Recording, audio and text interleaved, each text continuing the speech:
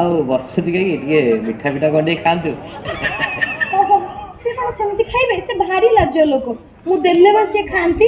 କାଣା ହେଇଗଲା ସଜନୀ କେ କାଣା ହେଇଗଲା। ମ୍ୟାଡ଼ାମ ମିଠାଟା ବହୁତ ସୁଇଟ୍ ହେଇଥିଲା ଆପଣଙ୍କ ଭଳିଆ। ସତରେ ପୁଅ ଗୋଟେ କଥା ପଚାରୁଛି, ଖରାପ ଭାବିବନି।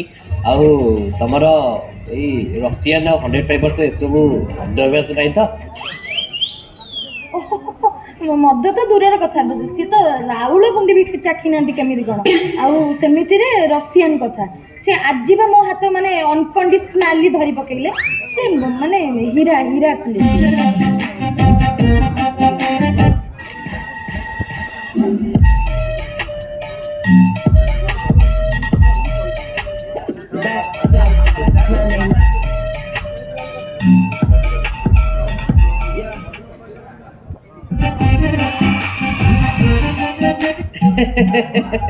ମୁଁ ମଜା କରୁଥିଲି।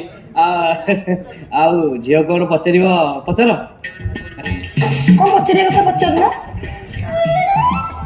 ଆଉ ମା ତମର ସାୟା ବିଜନେସ୍ ସବୁ ଠିକ୍ ଠାକ୍ ଚାଲିଛି ତ?